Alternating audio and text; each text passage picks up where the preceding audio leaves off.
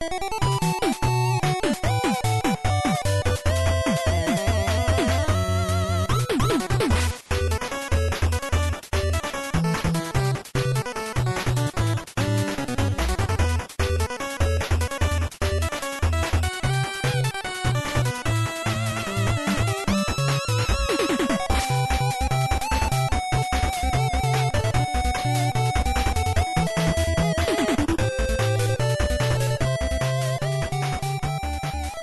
everybody, this is TMG Podcast. This is episode 89.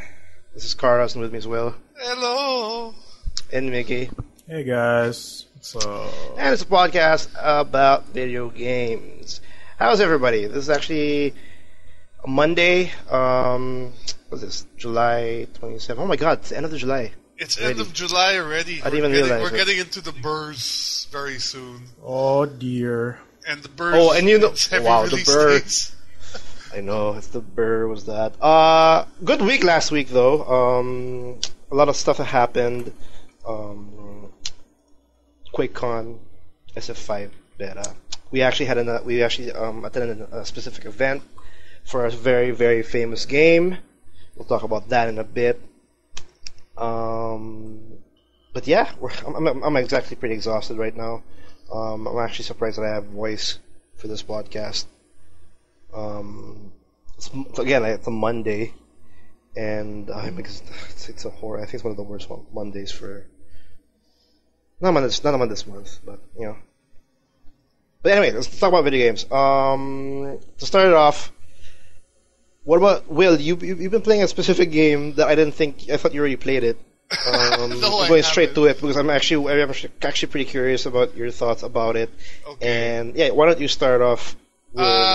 Well, so the story is basically I have still a bit of a backlog of games, and it's been relatively light as far as new releases go. So I was looking through my backlog and I saw Alien Isolation. I'm like, okay, I gotta play that because I've heard such fantastic things to it. But right next to Alien Isolation, I had Alien Colonial Marine. So I was like, oh, I gotta go through that too. Oh no. So I was like, you know what? I'm gonna get the shit out of the way first before I get to the good part. Good luck. Yeah, I'm sorry. I wanted you to start. Like, I was like, okay, you're going to talk about Alien Colonial Marines. Yeah, you're going first. You're going first for this episode. Yeah, so, I played. I finished Alien Colonial Marine over the weekend. It's not a very long. Already. Game. Okay. Yeah, it's not very long, and it's. You can burn the disc now. It's forever in my Steam library though. You know, I can't get rid of it. Oh, it's a download. Okay, maybe you can like. No, I have it on disc, but the thing is, it installs into Steam, right? So Oh, Wait, okay. let's not talk about it. Like burning the damn disc. Did you like it? I mean, we haven't even asked that question. I mean, okay, there's parts that I did like, and parts that were really, really stupid and really dumb. Like Yeah, but like, how did the bad stack up with the good? there was more bad than good, honestly. And you could really tell that this was a game that went through development hell just when playing it. Like, for those who don't know, Alien Colonial Marine was quite hype before it was released. And I admittedly bought into the hype because I'm quite a big Alien Predator fan, right? So I picked the game up when it was released, and I never got around to actually installing it. And when I found out like it had such bad reviews, it kind of put me off from doing so. But finally I got around to playing it, and it basically. Chronologically, it takes place right after the second Aliens film. So, for those who don't remember, the second Aliens film was like the action-packed, like Marines, like fighting a bunch of aliens, and then James Cameron film. Yeah, the famous scene where yeah. Ripley's like fighting the alien queen and the power loader, like that movie, right? Game over. It's Game Over, man. Yeah, it's Game Over, man. Game Over. That's actually an achievement. Bill Paxton? Yeah, Of course it is. When you finish the game, that's the achievement. The achievement for finishing the game. It's called Game Over, man. Of course it is. Of course it is. So, okay, how does it play? Well, it's a shooter. It's an extremely standard shooter, first-person shooter. As in, there's no gimmicks. There's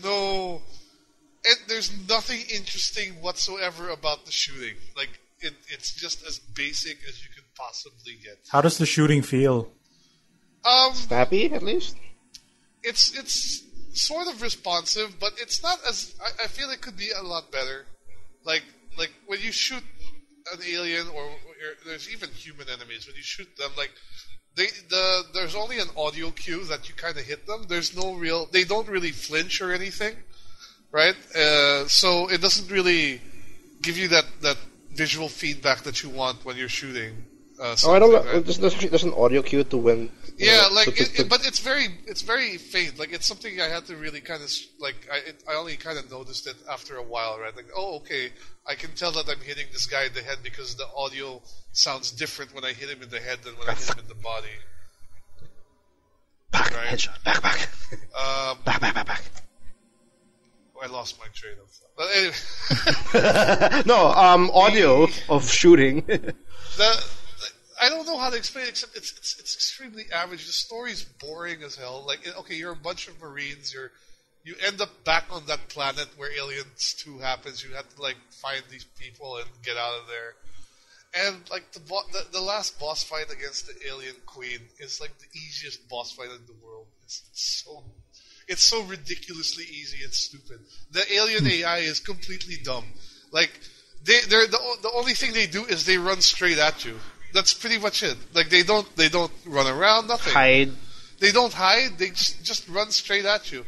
Like, they'll appear, like they're crawling from the ceilings or whatever, and they'll jump around a bit, and then after a point, they'll just run right at you and straight towards you. And they completely ignore, like, your other NPC. Oh, yeah. You know, like, they're targets too, right? No, apparently not. They just go beeline straight for you. Like, there's one boss fight where you're fighting this sort of really big alien, and, like, he doesn't give a shit. You're fighting him with, like, 3 other guys, like 3 other NPCs, and he ignores them completely. Just goes after you constantly. Just like any other player, they'll ignore also the NPC. It's like an old FPS where your allies aren't considered, like, anything except you, the player exactly. character. But the allies can actually kill the aliens and stuff, so that's kind of cool. But can they aim well? Or do they just shoot at the wall most of the time? Most likely no. No, well, or like, it's, you know what, all those, like, preview videos we saw of them, like, shooting at nothing and all that crap, it's sort of fixed, I guess. Because I didn't notice, like, them shooting at nothing. They were actually firing when aliens came out. But that's also another thing. Like, you could tell the minute you enter an area with aliens because they'll start shooting. Like, even if you don't see them yet, like, they'll start shooting at them. They have, like, robot vision as to where these things are. It's mostly that the AI is it's definitely the AI is, like, targeted at, it's like an auto aim, and I'm almost positive that it always hits, but there's no damage, or there's, like, a very faint damage. Very minimal damage. Yeah. Like an aimbot, I guess. It's sort of, yeah, the AI kind of has, like, an aimbot. Yeah, because I'm guessing if they're shooting right off the bat, that means their aim is, like, 100% accurate. Like, we know what the fuck's going on. The grenade effects is pathetic. Like, they're, like, the most pitiful grenade explosions I've ever seen. It's really bad. Like, I wish I could show you a video of, like, how tiny the grenade explosion is. What about the damage, though? So so you can pretty much you can honestly say that the reception of Colonial Marines is really not blown out of proportion. It's just really bad. And the thing is, I'm pretty sure this game was a lot worse when it was released, right? Like, I'm playing it like 2 years, I think about 2 years? Yeah, 2 years after its release. So probably, they've patched it up to some level. So they probably fixed quite a few of the initial issues are there, but I still feel the bad outweighs most of the good. The voice acting is okay. If it's a little bit cliched, of course, like, you know, yo, Marines, hooah, USA, whatever.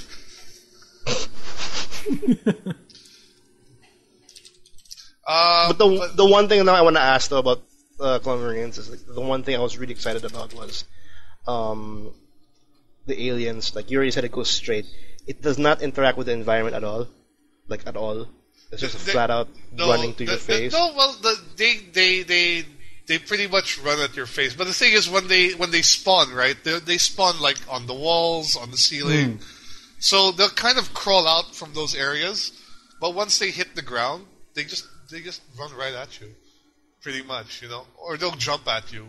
But more or less, they see you and then they'll just charge. So There's no like situation where like an alien goes under a desk and comes out from under. No, nothing. He interacts with the areas around, so to kind of because I remember seeing that, and that was actually pretty cool. Like you'll see unexpected places where the alien can attack, from where you are. No, nothing. I never saw anything that smart. So we have an alien that enters a desk, will go around it. Yeah. No, but I've seen aliens get stuck on the geometry, things like that. So their pathfinding is just non-existent. So you don't have pathfinding. The stages are just boring. Like it's all like decrepit corridors with alien infestation bits, and then there's some few outdoor areas. Well, is Colonial Marines the game where one of the stages is that like the one with the blind alien? Yeah. Oh my god! Yes, I remember that. Crawl in the water area. It's dumb. It's so easy, that part. Because basically it's just a bunch of blind aliens that are walking around, and if they detect you by sound, but if you crouch the entire time, they can't hear you. Yeah. So you just keep walking, crouch your way through the whole level, and you're fine. That stage wasn't really well. I mean, I guess they had a cool concept, but like the execution was it's bad. Still probably one of the better stages. Maybe it was slightly better because it had a different mechanic to it. It was a little different because you couldn't. You actually, it's a stage where that happens right after you get knocked out by like not the alien queen, but by like this big alien, right? And then you wake up just before they put a facehugger on you. So you have no weapons or anything at that part of the stage. So it's a semi-sneaky level, but yeah, it still was very average at best. That's being polite to it. So that's Aliens Colonial Marine. I wouldn't recommend picking it up unless it's like uber cheap, I guess. I saw Colonial Marines at $3. I did not even pick it up. Yeah, I wouldn't. I still think it's not a very good game, even though, like, if you're a hardcore Aliens fan, like the storyline, the sort of like it does flow through with the story of the second film, right? So there's that aspect of it if you're interested in the lore. But other than that, it's not a very good game. But having finished that, I did start on Alien Isolation, and I'm enjoying that tremendously. Yeah, I played that when it came out in October of last year, and it's definitely the best Alien experience you can ever get. What I really like about it is that they kept everything kind of low tech. Like it feels like they really took the time to get a lot of the details from the first film down. Like the computer monitors in that game, there's still like these weird green screen dot matrix sort of things. Yeah, especially the start of the game where you actually can see those computers. Like it's actually greatly resembles like how the ship looks like, or like the mechanics look like in a film. Yeah. Like everything from down to the interface or whatever. So I really like that. I'm not that far in yet. I just kind of encountered the alien for the first time, but really liking it a lot so far. Like the atmosphere of that game is really good. Yeah, and I have to agree. It's creepy. There are moments that are pretty creepy there, like when you just see like a shadow run by and you're like, oh, what is that, right? Because you can't fight the alien. Well, you do have I have a gun. I found a revolver, but like I don't know. I haven't gotten a chance to really use it yet. Do not rely on that. I'll tell you that. Yeah, that's for the robots. That gun is just to show you how horrible Amanda is with a gun. That's pretty much what it is. That's the only use it has. I'll tell you that right now. Such a shame with Colonial Marines, because remember when like the demo came out for that, and people who went to like the press events always said that Colonial Marines looks and feels amazing, and then it got delayed, and then when it got released, it was like, this is completely different from the demo, and like I'm trying to think. That's actually, development hell for sure. Has there ever been like an Aliens game where you played as a Marine that was really, really, really good? Like, I mean, apart from maybe the first Aliens versus Predator game. The one on PC. I can't really think. Yeah, I can't. Really I can't. I can't really think, but I think that's the reason why Colonial Marines was actually like they really like the fans really wanted something like that. That kind of experience. Yeah. Where you're actual Marine. You're trying to kick ass. And it fell flat really. Yeah. Like essentially, Colonial Marines could have been like the Aliens 2 for gamers, and Alien Isolation could be the Aliens 1 for gamers. And like the in-betweens. Yeah, because Aliens 1, Isolation is more of a horror game, and 1 is more of a horror movie as well. So and the second one is like went full on action after that. Full on camera, and then Colonial Marines was the same wavelength, but it wasn't in terms of quality, I guess, based on what Will's saying. It fell flat. I remember seeing a video of Colonial Marines because it has online co-op, right? So there were these two dudes playing online, and it has a revive mechanic. So when you die, you end up in a down state, and there's a timer that comes out before you actually die. So I think they were fighting this one alien, who one of the dudes had no ammo left, but the alien was attacking the other guy. So he was in a down state, and he got locked in the attack cycle. So he gets knocked down. The game bugged out, basically. Yeah, he gets knocked down. His friend revives him, and the alien just picks him back up and knocks him down again. He couldn't revive him, and he wouldn't die. And the alien would not change his attack to the other dude. Have you tried the multiplayer, or you didn't bother with Colonial? I don't think there's anyone else playing anymore. I didn't bother. With I'm sure. Yeah, I think Maggie's right, but I'm just wondering if you actually bothered to press that search button. I did not bother with that at all.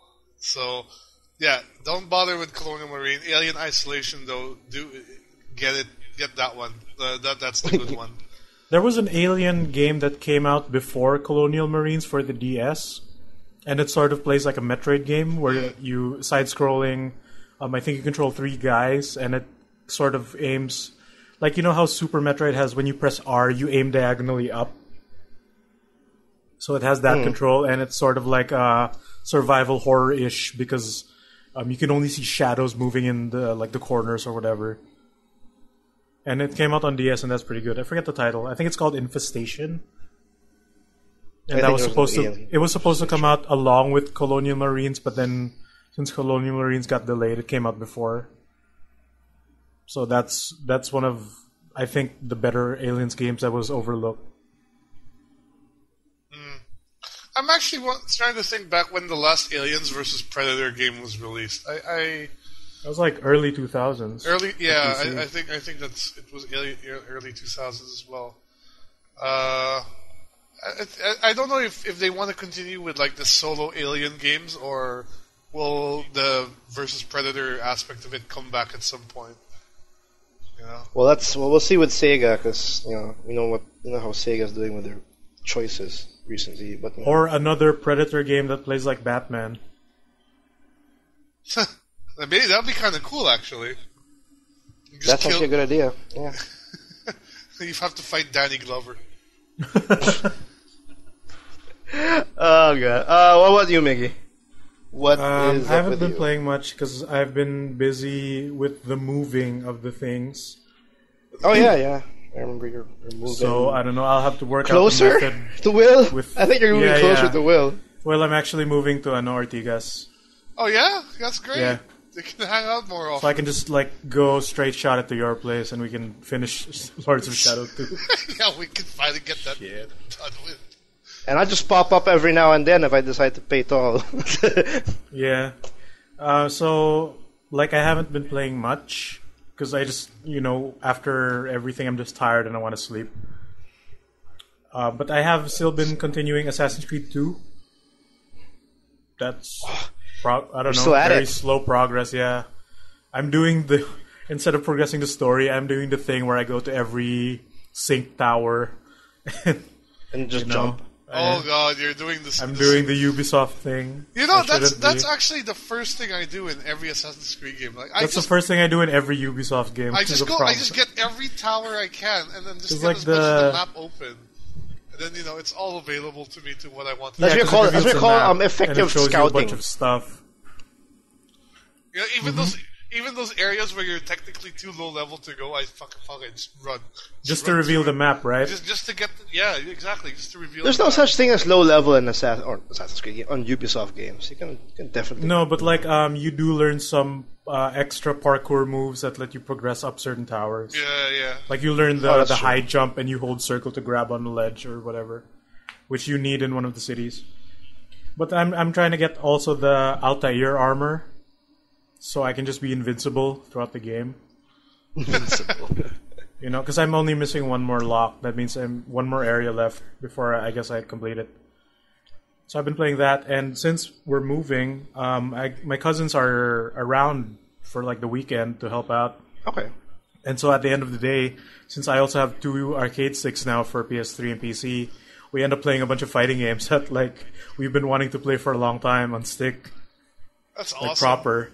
That's awesome. So we ended up playing Yatagarasu, which is also crazy fun. We suck at it, but hey, we all suck at it, so it's pretty much still equal game. And Yatagarasu, that's the one on Steam, right? That's a dojo yeah. game. The Dojin Third Strike-ish game. It's pretty neat. And also Persona 4 Arena Ultimax. We finally got to play. Legit. Ultimax. We forgot all our stuff, but we're still, it's getting down to the point where it's like a neck and neck. Who will win this round? Back and forth. And then some other rounds are just like someone completely destroys the other, and we don't know why.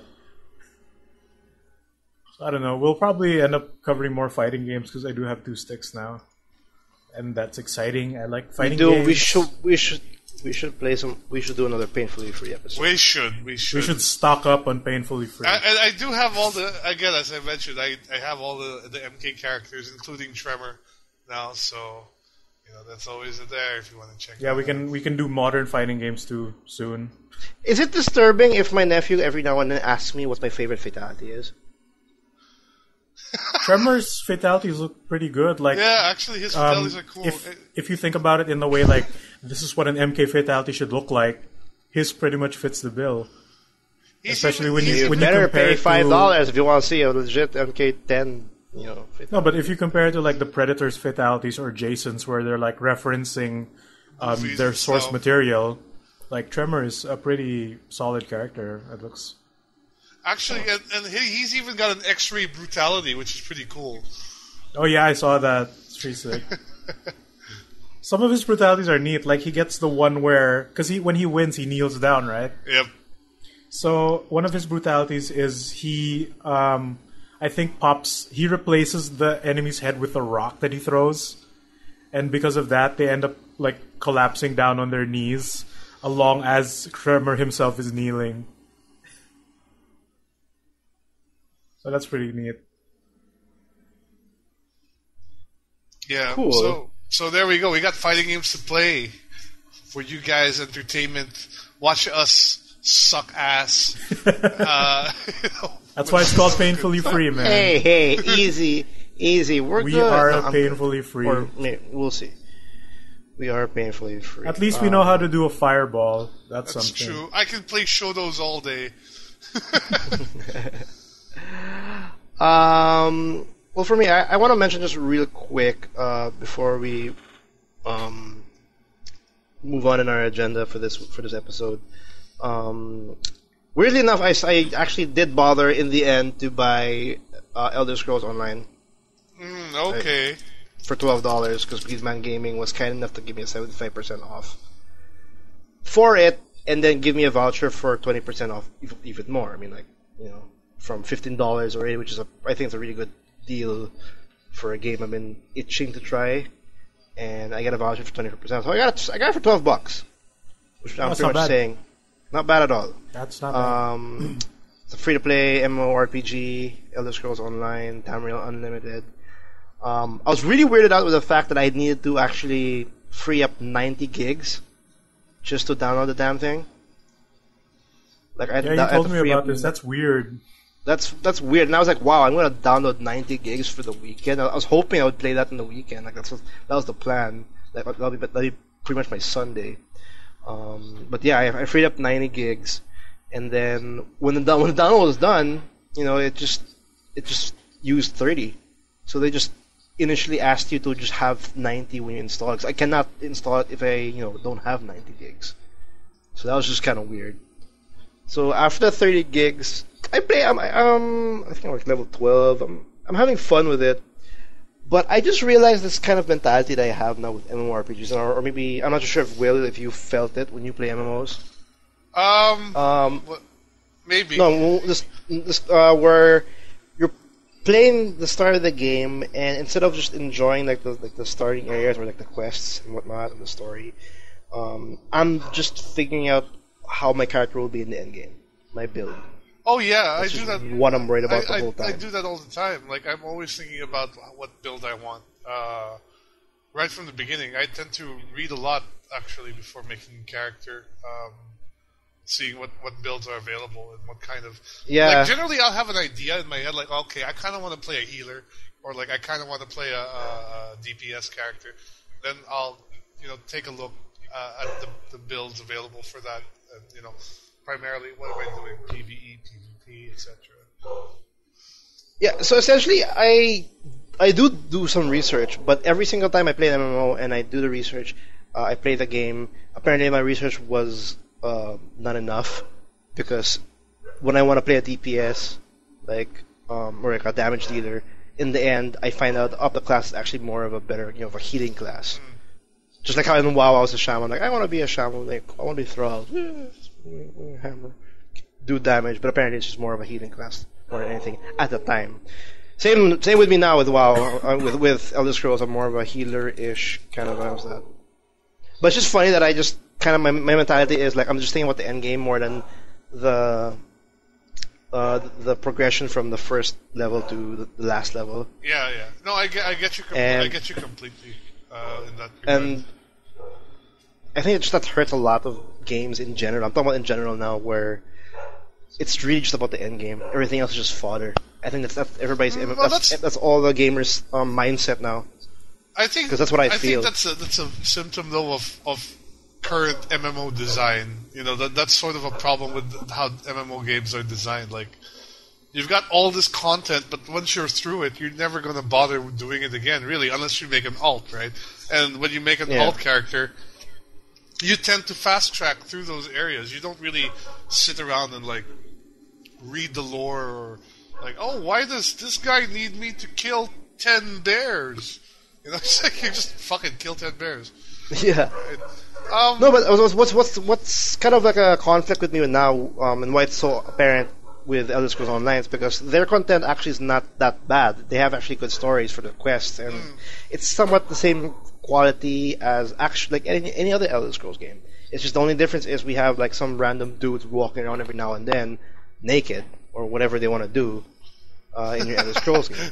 It's just what it is. It still feels like an Elder Scrolls game, but every now and then you're just reminded that hey, it's an MMO. It's filled with other crap that you want to do. Yeah, that's what my friend told me. Like it feels like an Elder Scrolls game, and they just threw in the MMO aspect on top of that. Like he was saying, like if it was just an Elder Scrolls game, it would have been kind of okay. That's sort of. Isn't that what people wanted? I remember hearing a lot of people saying, "I want Skyrim multiplayer." Yeah, so and they're getting it. But I think people don't really know what they want, though. Because, like, they say want Skyrim multiplayer, and then they got ESO, and, well, look how that turned out, right? No, but, it's actually pretty, healthy as a game. Well, that's because it's now free to play, obviously. Like, I bet you... Yeah, it started out as a subscription service. Right, I bet you, like, it dwindled down dramatically from... when it was subscription to the point where like, okay, we gotta go F2P now. Right? No, and that's my biggest problem with that. Because when I tried out the beta before it was released, before it became free to play, my only biggest gripe was I'm not gonna play this because I don't want to pay $15 every month. Like I'd rather play Skyrim because it gives me. I am getting the feeling of like playing an Elder Scrolls game, which is awesome. But I'm not gonna pay $15. Like, no way. It's just not. We're already past the whole MMO subscription phase already. Yeah, there's very few games that can maintain a subscription at this point. Yeah, so with Elder Scrolls Online now free to play, I've been itching to actually get it. I finally got it. I'm actually happy about it now, and so far so good. I've been playing it for quite a while. We'll see how of course, like any other MMO, we'll see how the end game is, because that'll determine how much investment I'll put into this kind of game. And I also think their voice actors are also the same. It's the same voice. Most positive, mostly all elves sound the same at this point. I'm not too sure, but they're all fully voiced though. That's one good thing. But that's what I've been playing. That's what I've been focusing on. Because like pretty much, I was almost about to try out Street Fighter V, the beta at Playbook. But I think like last Friday. But sadly, it didn't work. Capcom's having problems because I think the beta was allowed. You can download the beta I think last Wednesday, and it goes live Friday. And you know how that is. Everybody's like jumping in. Whoever pre-ordered, everybody's jumping in to play the game. It's a bottleneck. Like the servers pretty much were crashing, there's like disconnects and all that. It was just a complete mess. It's a beta. Well, that's fine because that's the purpose of the beta, to test it out. Yep. Of the online beta. So what can you do? So I missed the chat. I did see the title screen though. That's one thing. At least I can say I experienced the title screen. Shouldn't even get into training mode. No, I pressed X and it said disconnect. So I sort of played the game, in a way. And yeah, that's about it. Next up, you guys we've played this game. Yeah, we were asked to check out this game, which we actually saw at ESGS last year. Yeah, we saw it in the ESGS. We saw it in the ESGS last year. It was Boom Zap Entertainment's super awesome quest. I don't know. For me, what about you guys? We've all played it. What do you guys think about it in a nutshell? It's interesting. Like it's not a typical mobile game. As in, there's no energy. Actually, you can keep on playing as long as you want, really, without really getting to a point where like a what do you call it? A paywall. Yeah. So far, the only paywall they have is something that I haven't felt the need to invest in at all whatsoever. But admittedly, I'm still pretty early in the game. I'm still on the first island. It's essentially, how do you explain the gameplay of Super Awesome Quest? Because it's actually it's not. You don't have to go online for this game. It's an RPG. Yeah, I thought it was initially a match 3 game when we saw it. But it's actually not. Yeah. On the top of your screen, you play it vertically, by the way, on your phone. And on the top of your screen, you have a character fighting like enemy soldiers or like zombie skeletons or whatever. And at the bottom, you have how many like panels of a board? I know you got like blank squares on the bottom of a board, and they get revealed in a like not adjacent, but like any board beside it will get revealed when you click on it. And it can flip over like maybe a stat buff or an attack or whatever. And when you tap it, that's what your character action will perform. So the goal is to kill the enemy without dying. And there's some luck involved. And the panels you reveal is actually, what do you call that? It's determined by whatever equipment you have. Yep.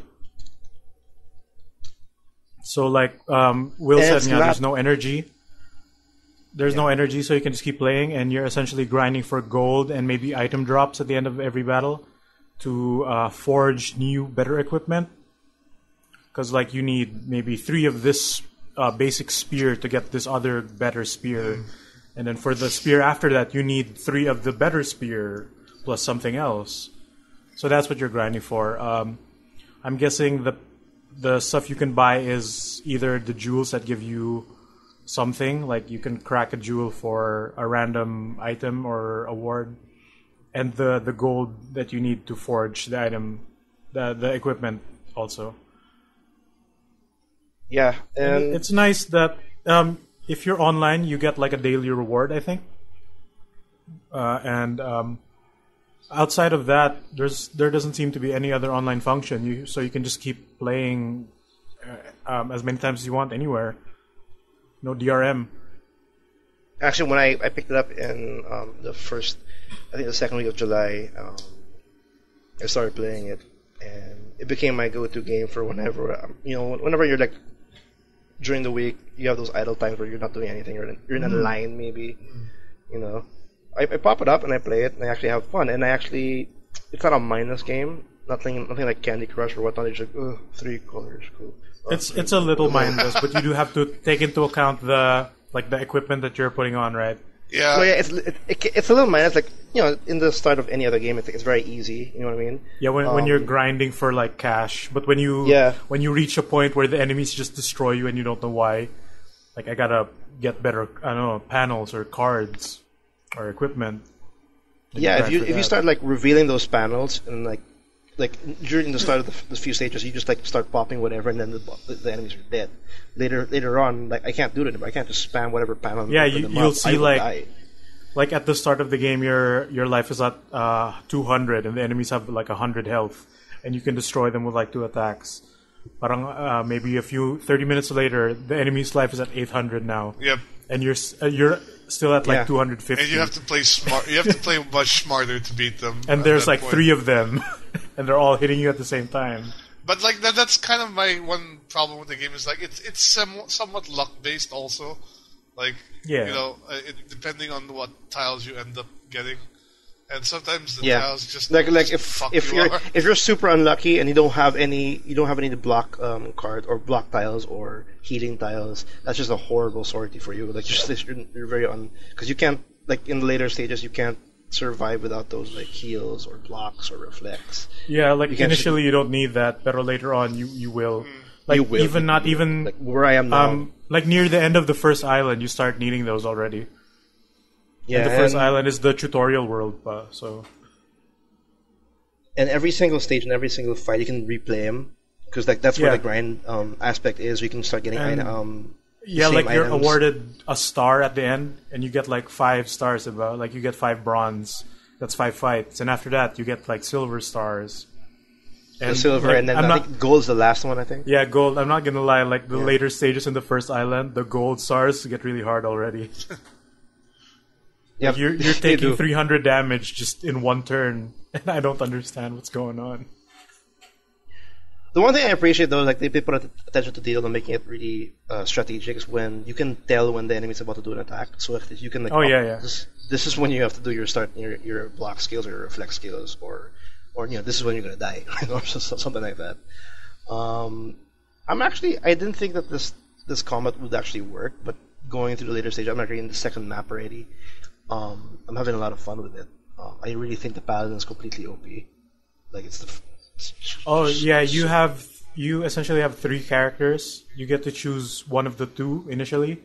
Yeah, like the paladin, the Valkyrie, and you get a mage later on. And yeah, they all play pretty differently. Like the paladin is the tank of the group, so he has a lot of like single strength buffs, like for single unit attacks, and he has a lot of healing panels, like heal 10 in every turn or heal 40 now. Ganyan. Then the Valkyrie is like the support. She has a lot of team-based attacks. Yep. Like instead of hitting the frontmost character, she can hit all 3 at the same time. For most of her cards. Yeah, the mage has a lot of the mage has a lot of like status effects and like magic damage as opposed to normal damage. So that's pretty unique.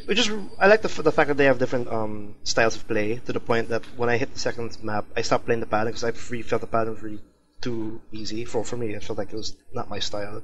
So I had to go all the way back to the start of the map and start figuring out the Valkyrie, because the Valkyrie seems like a much more challenging thing. Because I think he has like one skill. I think there's only one skill where she absorbs to gain health, and that's about it. I just have to play smart and know who to kill first, whatever and whatnot. You gain this many points for every unrevealed panel on the stage. They have skills like that as well. Yeah. And I'm having a lot of fun with it so far. There's definitely those walls where you have to grind in order to proceed, because you'll get to the point where I can't beat this guy. I have to do a couple of stages again. Yeah, you have to go forward and do a few stages. Get all those identical armor and then craft them. But like matches take how many seconds now? Maybe 10 at most. usually. really fast. Yeah. So you can just keep going, and like when you win a stage, there's always a retry button right there, so you can just keep going. Yeah, it's quick and it's actually refreshing. And there's no, there is a microtransaction option there where you can buy these orbs, I guess to help you out, but it's not required at all. Absolutely not. I you haven't need to do. felt the need for that at all. I don't even like the orb. I don't think I like the stuff I get out of the orb actually. So Yeah, far. like the stuff you get from the orbs don't seem all that helpful. Even Yeah, it's a random item drop usually. There you go, So, super awesome quest. It's I'm not actually bad. pretty. Yeah, it's not so bad at all. I'm actually pretty surprised. It's officially out now internationally. It came out in July. I think it's the first game that has actually Tagalog localization. Oh, like, really? Yep. Wow. You can actually play Super Awesome Quest in Tagalog if you want to. That's cool because like I have it on my iPhone, and my iPhone is linked to the US App Store, and I got it there. But Yeah. we know it's locally developed, and it's pretty good. Like you couldn't tell It's locally developed. It's developed. locally developed. Well, not really locally developed. It's more like because of Boom's app, and then it's more like a collaboration with different kinds of employees in Outsourced different countries. here or Yeah. something like that. That's the term. Yeah. So, but that's pretty awesome though. I think it's the first. I can't really confirm it's the first Tagalog localization, but that's awesome. Probably not. Yeah, but this is good. It's a good game. Yeah, I tried the localization, and apparently that's like, no, I can't play a game in Tagalog. I can't. It's so hard. I But always got yes. like 75 in my Filipino class. I can't get play it in 60s. Tagalog. I mean, I can't write. I'll be honest, I can't. That's why our show's in English, yo. Yeah, that's why. I'm so sorry. Super Awesome Quest. It's out on iOS and Android. Yep, check it out. You can get a bear sidekick. I have the bear. I have the bear. I have a bear. I have the Doge, the dog. Yeah, I have the Doge and I have a cat, I think. Yeah, we have a cat too. I like the bear. The bear is the best one.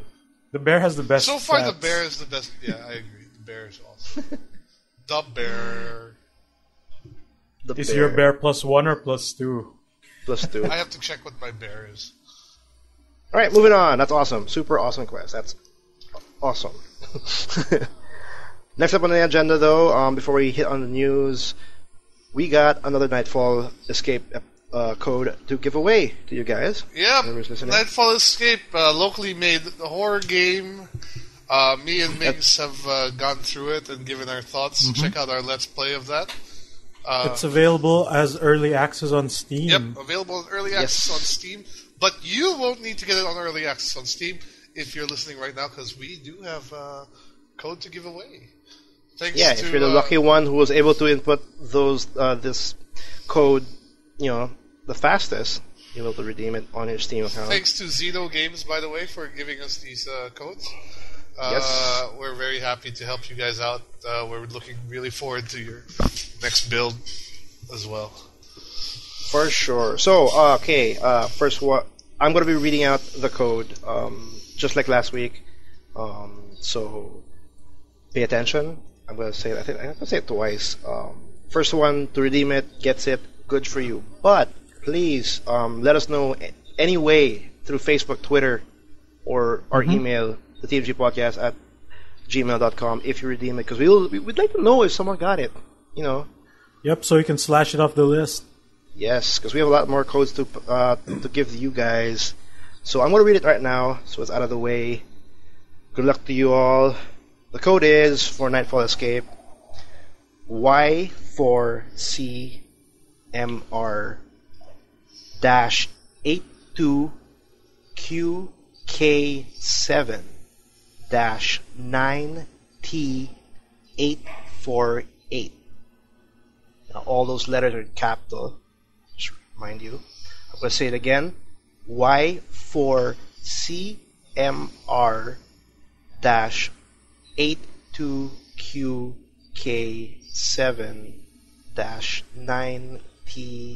Y4CMR-82QK7-9T848.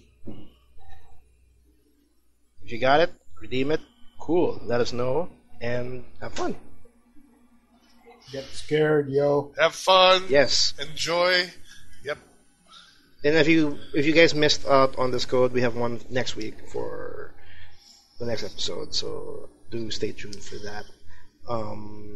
Before we hit the news, I want to mention also we got an email because someone actually did redeem it, and he did let us know if that he got it. Mr. Abs, he actually yes, we are reading your emails when you send it over. Apparently, Abs, when he was listening to the last two episodes, and he agrees on your thoughts on Arkham Knight. Oh, thank you very much for that. I appreciate that you agree with me. I'm glad someone else is playing the game as well. It's not a bad game by any means, but definitely not the best in the Arkham series, but definitely not a bad game at all. And yeah, I was talking about that. I think yesterday. I was actually with Miggy yesterday, and I was asking a friend about Arkham Knight, and he was saying if you don't like if you don't like what you see out of the Batmobile segment of that game, you won't like this game. And that was really a big selling point for me. Like, yeah, I don't think I'll be picking up. Maybe when the game of the year happens, and if I feel like I want to be Batman today. I feel like I want to be Batman. Nothing. I want to be Bruce Wayne today, but not today. Not today. Let's move on to the news. News. I did mention Street Fighter V is out, so I'm not going to mention it again. Like the beta is out. A lot of people are checking it out. What's cool about this beta, though, yes, it's for only the online features. But while you're waiting for a match in Street Fighter V beta, you can go to training mode, so you can try out the available characters in the beta, and that's pretty awesome. Sadly, though, they're having a lot of problems with the SF5 right now. It's like they're having network issues, like I mentioned earlier. So I wasn't able to try it out in Playbook. I think that was last Friday. So, but it's out already. I know that Capcom's extending the beta for the days that the servers are down. Yeah. So for whoever is checking out or paying attention to the beta or is waiting for their turn to try the beta, don't worry, they're going to extend it, and then you'll have your turn with it. I'm pretty excited. Of course, this is the beta just for those who have pre-ordered Street Fighter V on the PS4. Yep. So, it's still a long ways to go, but if you're one of the people who's pre-ordered it, enjoy the beta while you can. Speaking of Street Fighter and problems, another bit of news that came about is we've gotten a lot of feedback already that the Ultra Street Fighter 4 on the PlayStation 4 has now fixed pretty much all of its issues, and so I can say it's tournament worthy. It is tournament worthy. In fact, it will be used at the Capcom Pro Tour. So after Evo, which used the Xbox 360 version, I believe, they're now going to migrate now completely to the PS4.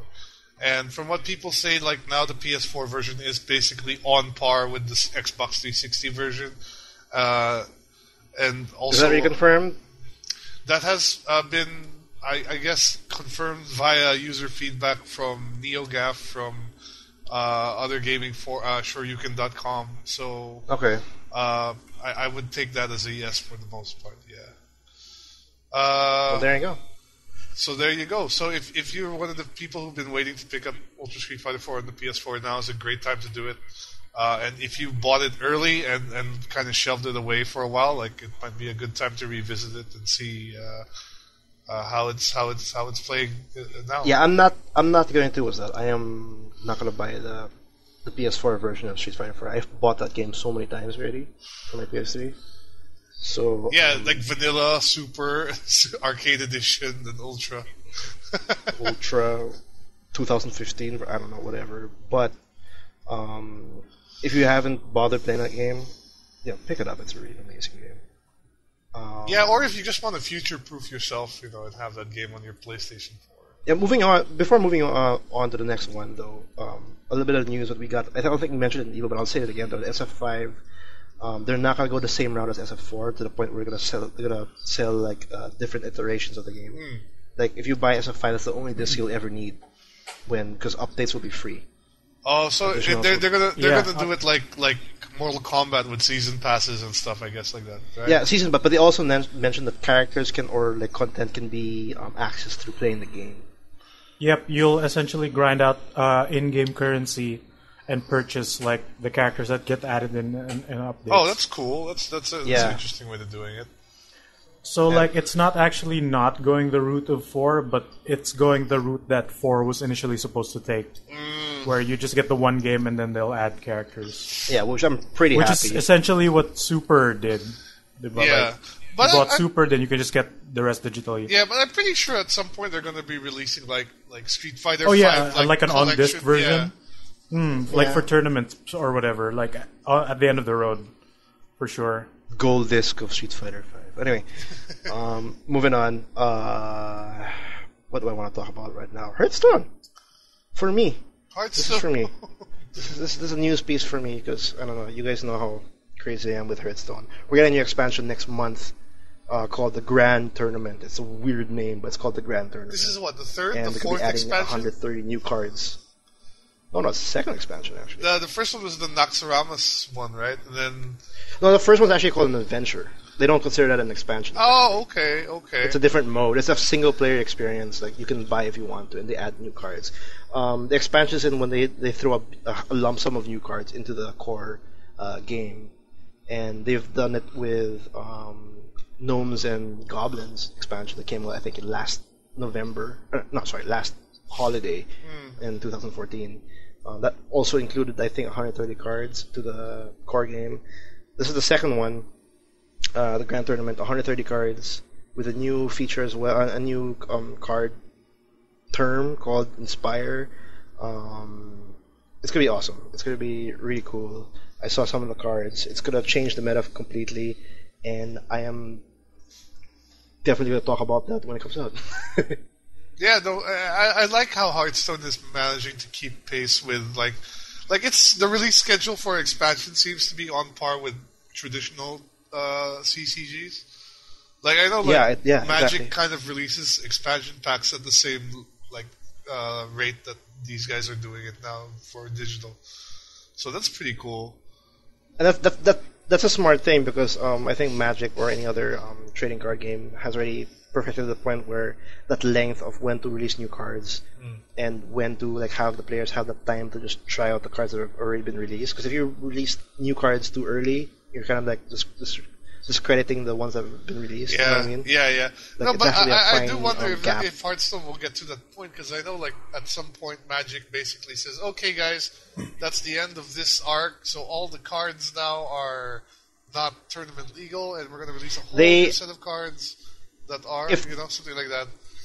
That's how they get away with balancing the new cards. Yeah, I know, but if ever they'll have to have two modes, one for the league and one classic or whatever, classic or legacy. Legacy, right? Exactly. Or they can just change the abilities of older cards, like they did a few times already. That's true, but at some point you're going to have so many cards that it's really difficult to balance all of it.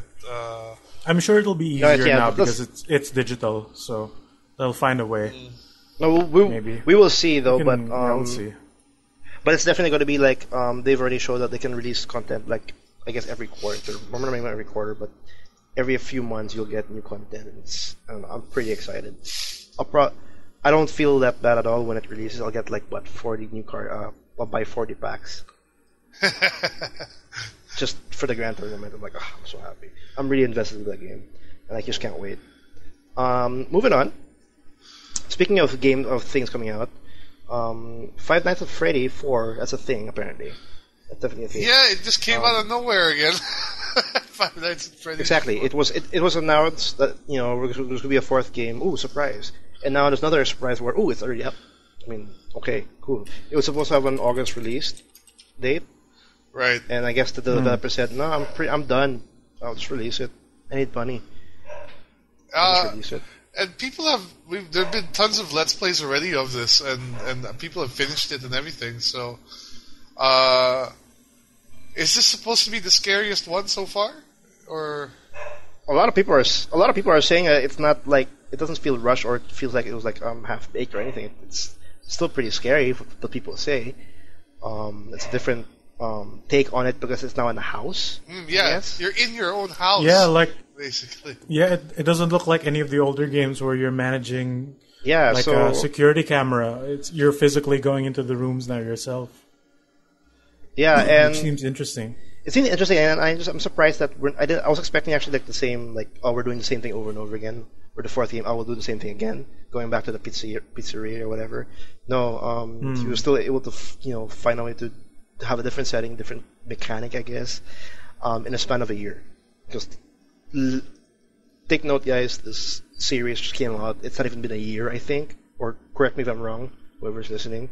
But this 4 games for Five Nights at Freddy has been released in a 1 year span. Yep, less than a already year. going bonkers. Oh my god, it's the fast.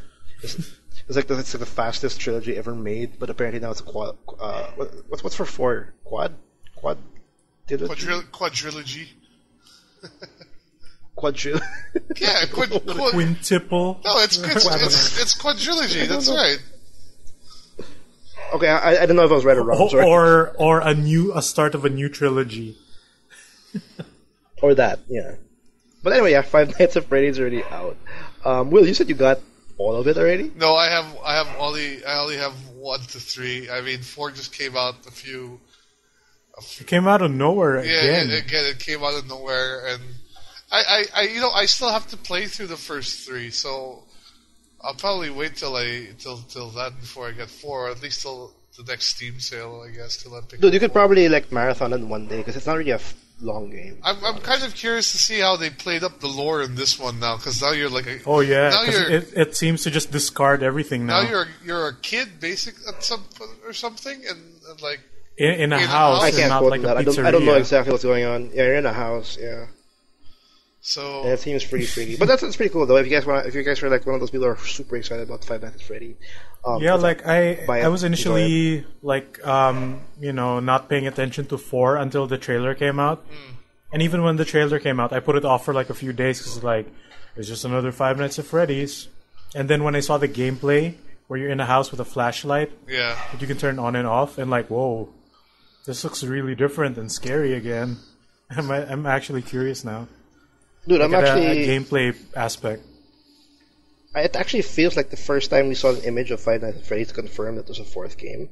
It feels like it was like last week. I'll tell you, it really felt like it was just like a week or 2 ago where we announced that there's a new Five Nights at Freddy again. Yeah, didn't like the game come out a week after the trailer or something like that? Something like that. But this is supposed to be. It feels that way. This is supposed to be the finale of Five Nights at Freddy's, right? Or at least didn't he said that in the 3rd game? That's true. I guess it'll be a 5. It's a new trilogy with just the same characters or different characters. It's Five Nights. It seems to look like in the trailer. It looks like the old robots from the first game. Yeah. Okay, I'm going to call this right now. The 4th game is the start of the new trilogy, just like how Star Wars is doing it. Yeah, it's a new hope. It's a new home. Oh, but the twist is the kid you play turns out to be the bad guy or something like that. And then he kisses his sister or some shit. Whatever, yeah. Moving on. Well, we'll just wait for a game theorist video about the lore. But, I am curious about the game, legitimately. Speaking of release dates, or speaking of releases, I'm not sure if it's a good segue though, but Rise of the Tomb Raider. Which is considered a time exclusive for Xbox One. We actually have now a release window for the other platforms, for PS4 and PC, and this release window pretty much confirms that Xbox One has a year exclusivity towards Rise of the Tomb Raider, because now they announced, Square Enix has announced Rise of the Tomb Raider will come out on PS4, PS4, PC on holiday of 2016. So that's definitely a year. So there's no, if you guys are like thinking of buying the Xbox One for Rise of the Tomb Raider, there's an option, if ever, to wait a year before playing the game. Like picking up will most likely be the Game of the Year edition for the PS4 to PC, like the definitive, probably, with like better hair physics. Better, yeah. You never know. Better fucking hair physics. Well, you check out the gameplay of NVIDIA, whatever bullshit technology they're gonna throw at that for hair physics. Doesn't The Witcher 3 have hair physics? Yeah, it does have hair physics in the... He has beard physics in Witcher 3. No, it's actually called NVIDIA Hairworks. Yes, that's it. Yeah, boy. NVIDIA Hairworks. Dynamic beard growth. Speaking of Geralt from Witcher 3, yes, the beard does grow. It does grow, and I shave it all the does. time. I like it Yeah. when I shave it. Like when I'm in a conversation, I actually feel bad that, oh my god, I have to shave. And then I Just go like to in real life. It's like, God, I'm scruffy. You know? after like a couple of hours, I just have to shave. I mean, that's an amazing. It's immersive. Anyway, moving on. Quakecon happened the weekend, and there's nothing new. No, new. They just pretty much talk about the games that have already been out. They talk more about Doom. They talk more about Fallout 4. Do you hear my dog, by the way? Yes, we can hear your dog. It's fine. There he is. I don't He's want part to of go. the podcast now. Yeah, he's part of the podcast. Yeah, I don't. What's know your what to dog's name? say. Jabby. I don't know what. Oh, hey, Jabby, what have you been playing this week? Been sniffing your I ass. think he's sad because because we have two other dogs and they're female, and I think Jabby's lonely. So Give him a Nightfall code. Maybe we can do something with it. probably. I'm sorry if you guys hear the howling. We'll see if I actually edit it out if I'm No, skilled enough. that's your typical Pinoy background sound effect. Dogs. Like a dog barking. Dogs or manok, That's how you know. tricycle. Wait, back to the regular. What we were talking rooster. about? QuakeCon. QuakeCon. They talk more about Doom. They talk more about Fallout 4. They talk more about Bombshell, which looked like a isometric shooter. The one I want to mention about QuakeCon, though, they talk more details of about the new Fallout coming out in November. They talk more about companions, and they confirm that there will be you can romance them, just like I guess Mass Effect and BioWare stuff. No, but the one thing that I'm getting out of this is the reactions towards the community when they announced it, right? And like, okay, we can romance companions. There's a robot companion. Can we romance the robot? Well, you can have sex with a robot in New Vegas. I remember that. Yeah, but why the fuck is that your question right after this? I don't get it. Like, I can romance, but what about the robot? I'd love to romance Well, the some robot. people just have weird fetishes, I guess. I don't know. I don't know. I just wanted to say What that. if it's a sexy robot? I don't know. No, it's the damn drone, the floating one. Oh, in Fallout. the Mr. Handy? Yes, the one that like the European, not European, like the British voice, like a butler-ish type. Like, you want to romance that? Okay. I guess some people would. Hey, man. As long as it exists, there will be porn of it. Yup. I just want to mention that, but yeah, they mentioned companions. Pretty cool stuff. They showed more gameplay footage. I'm actually pretty excited about this already. It's been a while. Fallout universe. My God, my dog. I have to dump an extra dog to keep him. He's lonely. He's apparently lonely. Agenda. Moving on. Summer games done quick. Did I mention that? No. No, not yet. Not yet. It's happening right now. Woo! So, for people in the Philippines, I got sidetracked with the dog. Yeah, today was actually earlier this afternoon, our president had his State of the Nation address. Yep, he did. Like it's his last one for this period, so it was either I watched that or Summer Games Done Quick. And I think I should have watched Summer Games Done Quick because politics, but because they were playing Silent Hill 2 earlier today. Yeah, I saw that. It was finished in under 1 hour. For those who don't know what Summer Games Done Quick, it's pretty much gamers doing awesome games done quick in the summer. Yeah, like finding ways to finish like your most favorite games as fast as possible. And yeah, like Silent Hill 2. My God, I'm gonna kill my dog so badly right now. Silent Hill 2 is one of them. I saw Tony Hawk Pro Skater. And yeah, for this aspect, because there are multiple types of speedruns. You can either do like a glitch version or like just reach the end as fast as you can without completing all the goals, or a full 100% speedrun in the most optimal way.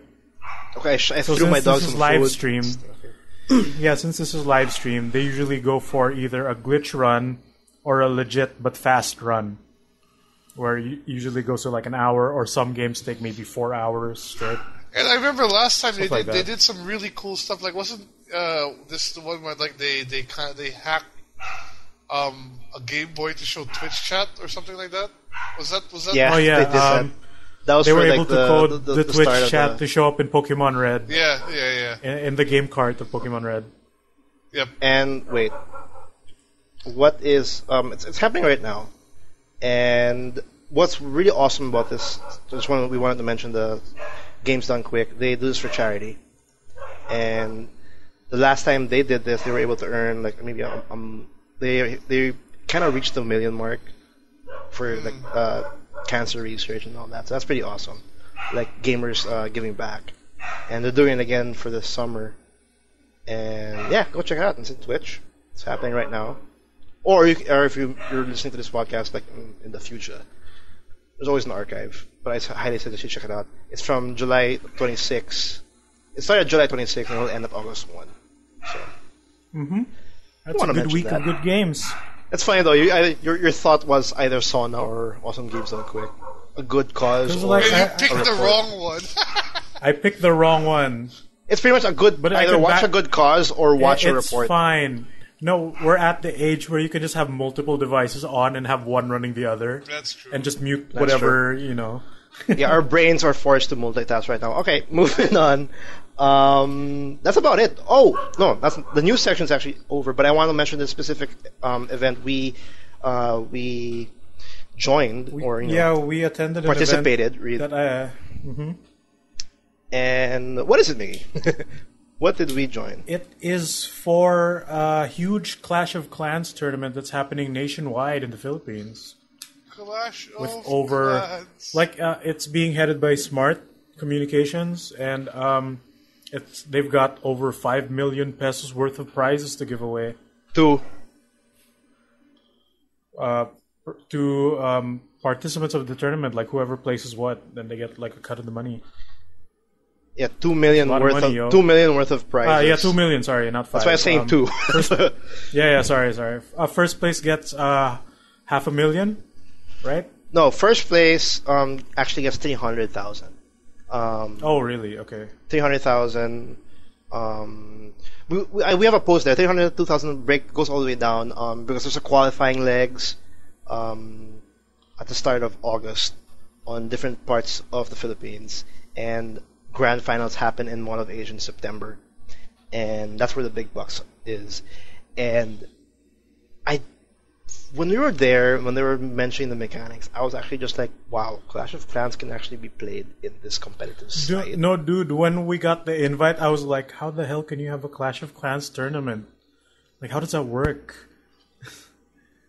Because it's an online game where it pairs you up with random players. And then apparently they've been doing it for 2 years. And to the point that the actual devs of Clash of Clans have only started doing tournaments this year, and we're surprised that the Philippines has been doing it for 2 years and are actually coming to watch the grand finals and maybe implement some of our rules to their tournaments.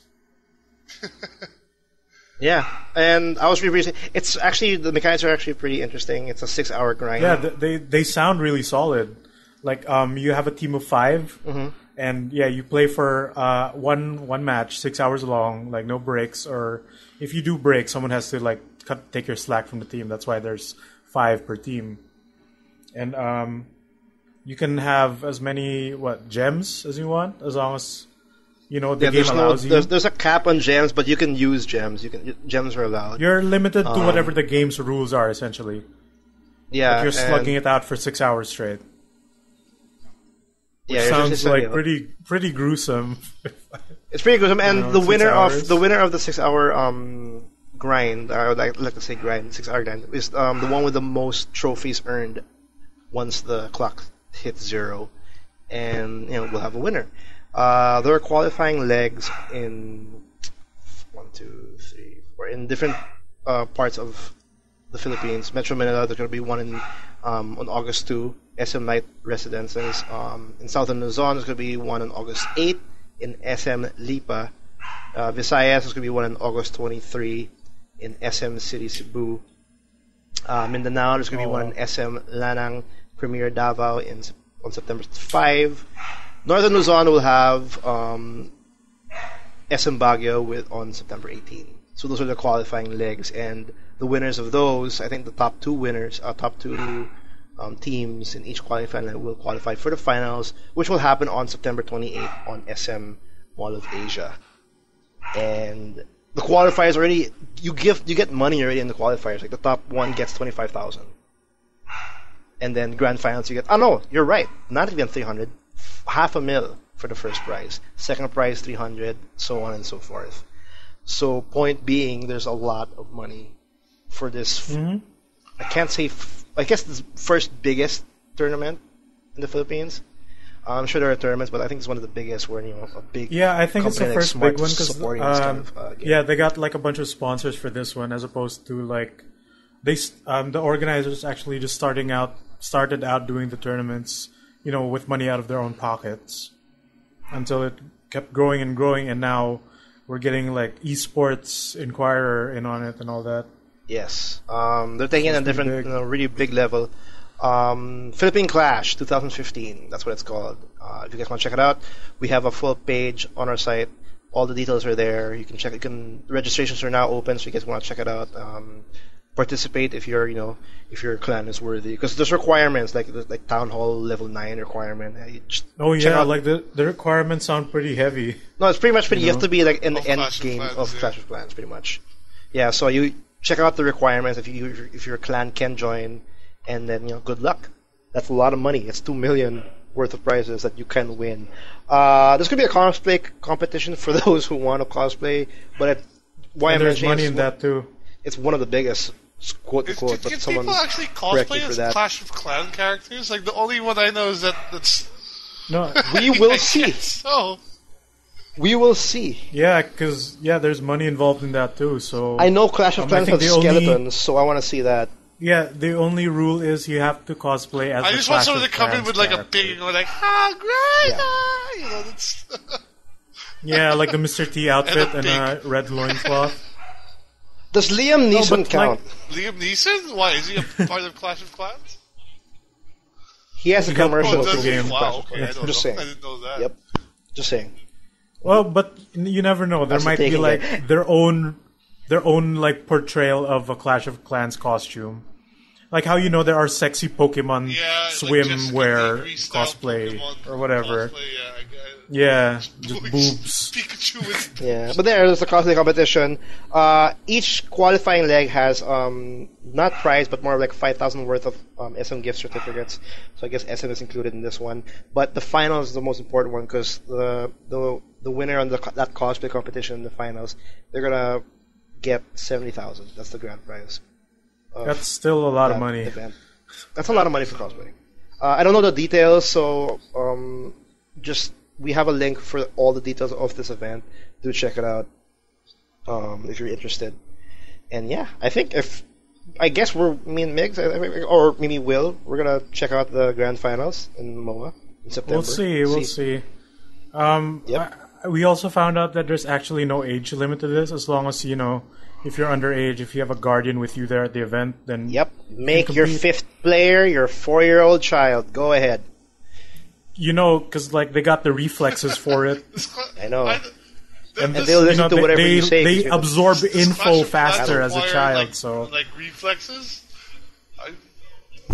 I don't play. Who knows, man? Admittedly, I don't know Clash of Clans because Maybe there's a meta that we don't understand. That's why we're not taking part in the tournament. And I'll admit though, I stopped playing Clash of Clans, but when I got the invite, I was like, wait, there's a tournament? I gotta figure out how this works. So I started playing Clash of Clans, and I'm actually it's actually a good game.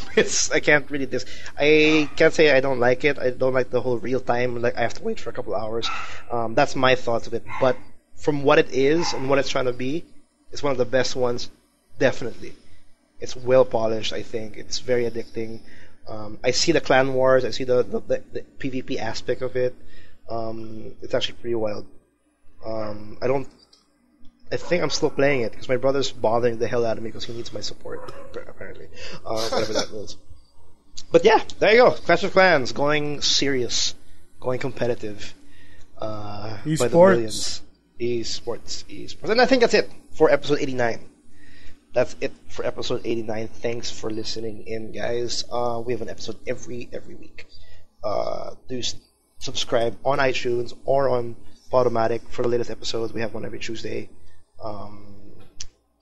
Do check out our website, www.toomuchgaming.com, for our previous episodes or archive of all our episodes. Because yes, again, this is episode 89.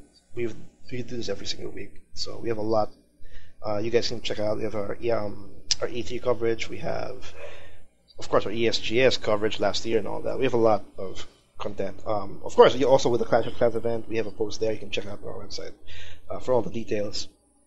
Do like us on Facebook. Do follow us on Twitter for any updates and announcements and whatnot about the video game world. Thanks again. If you have any concerns, questions, emails, we will read it like we said, like before we sent out that Nightfall code and all that. We do read your emails. We do appreciate you guys sending your input on every single episode. Be it long, be it horrible, be it you cursing at me, I don't really care. Just send it over at the TMG Podcast again. TMGpodcast@gmail.com. And Mickey, you and your YouTubes. Why don't you do the plug-in for that? What's going on with the YouTubes? Her story is still going on every Tuesday, Thursday, and Saturday until completion, or at least until like 80% of the game, more or less, before we trigger the ending.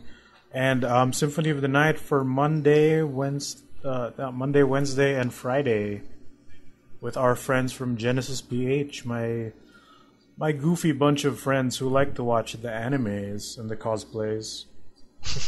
And some in-betweens maybe on Mondays or Sundays. Well, there you go. Meaning we have videos and content for our YouTube channel every day, from what it seems like it. Do check it out, TMG Blog at YouTube. We do some video interviews, playthroughs. We had a Nightfall playthrough, if you guys want to check it out. We had also that yes, please watch our Nightfall video. And please watch our Unearthed video. No, please watch our Unearthed video. Watch that. That's hilarious. We have also some video interviews for some local developers. We have a lot of content, so do check it out. And I think that's it. That's about it. Thanks, guys. Thank you, Will. Thank you, Miggy. And I'll see you guys next week. No problem. Bye. Bye.